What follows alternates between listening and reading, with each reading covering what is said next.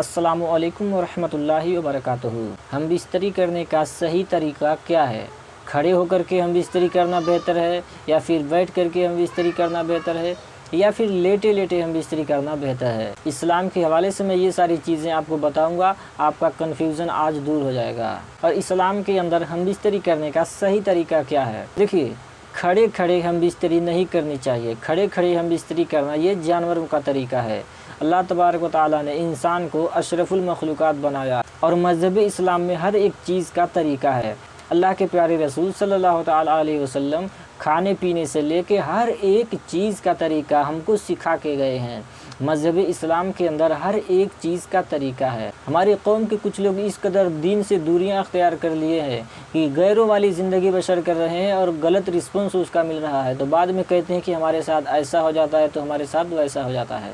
تو بہرحال ہم بات کرتے ہیں کہ ہم بستری کرنے کا اسلام کے اندر صحیح طریقہ کیا ہے۔ دیکھیے، کیا کھڑے ہو کے ہم بستری کر سکتے ہیں؟ دیکھیے، کھڑے کھڑے ہم بستری کرنا اسلام میں اس کی اجازت نہیں ہے۔ اسلام اس کی اجازت نہیں دیتا ہے۔ کوئی حرام نہیں ہے، گناہ نہیں ہے، مگر اسلام اس کی اجازت نہیں دیتا ہے۔ اور سائنسدانوں کے ریسرچ کے مطابق کھڑے کھڑے ہم بستری کرنے سے جسم جو ہے بالکل کمزور ہو جاتا ہے، اور جسم ہلنے والی بیماری ہو جاتی ہے۔ آپ نے کئی بار دیکھا ہوگا کہ کچھ لوگ ایسے ہیں جو چلتے رہتے ہیں، ان کا جسم کانپتا رہتا ہے، بدن ہلتا رہتا ہے، کبھی گردن ہل رہا ہے، کہیں ہاتھ ہل رہا ہے، چاہے کھڑے ہو بیٹھے کہیں بھی ہو، ان کا جسم ہل رہا ہے۔ تو کھڑے کھڑے مباشرت یعنی ہم بستری کرنے سے جسم ہلنے والی، کانپنے والی بیماری ہو جاتی ہے۔ تو کھڑے کھڑے مباشرت نہیں کرنی چاہیے، ہم بستری نہیں کرنی چاہیے، یہ جانوروں کا طریقہ ہے۔ اور کیا بیٹھ کر کے ہم بستری کر سکتے ہیں؟ تو بیٹھ کر کے بھی ہم بستری نہیں کرنی چاہیے، اسلام اس کی اجازت نہیں دیتا ہے۔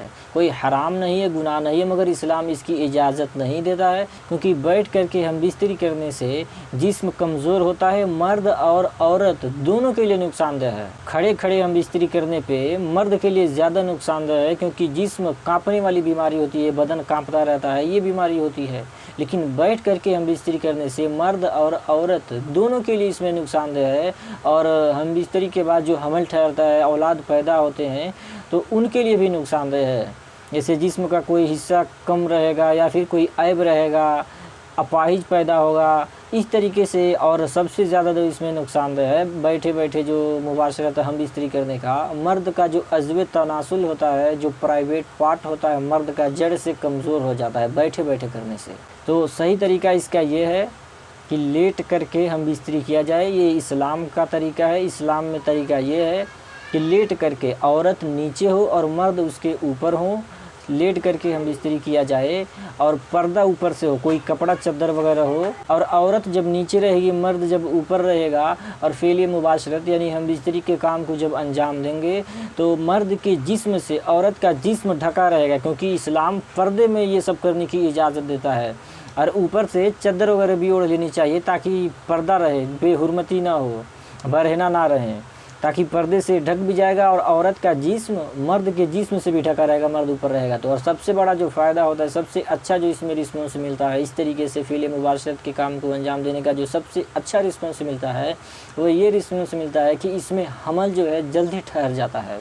اور عورت جب نیچے رہتی ہے، مرد اوپر رہ کے جب فعل مباشرت کو جب انجام دیتے ہیں، تو مرد کے پرائیویٹ پارٹ سے جو منی خارج ہوتی ہے، منی یعنی جو اسپرم جو نکلتا ہے، تو عورت کے پرائیویٹ پارٹ میں سیدھا اور ڈائریکٹ جاتا ہے، اور جلدی حمل ٹھہرنے کا اندیشہ رہتا ہے۔ دونوں کا جب انزال ہوگا تو جلدی حمل ٹھہرنے کا اندیشہ رہتا ہے۔ اور مرد اگر نیچے ہے اور عورت اگر اوپر ہے، تو اس میں کیا ہے کہ انزال ہوگا اور پھر نیچے کی طرف آئے گا، کیونکہ مرد کا جو پرائیویٹ پارٹ سے جو منی خارج ہوگی تو اوپر جائے گا، پھر نیچے آئے گا۔ تو سب سے بہتر طریقہ جو مباشرت کرنے کا ہے، ہم بستری کرنے کا ہے، عورت چت لیٹی ہو، نیچے عورت ہو اور مرد ان کے اوپر ہوں، اور کوئی چادر وغیرہ اوڑھے ہوں، یہ بہتر طریقہ ہے، اور یہ اسلامک طریقہ ہے۔ ایسے ہی مزید اسلامک ویڈیوز دیکھنے کے لیے ہمارے چینل کو سبسکرائب کر لیجیے۔ اگر کچھ پوچھنا چاہتے ہیں تو کمنٹ کر کے آپ پوچھ سکتے ہیں۔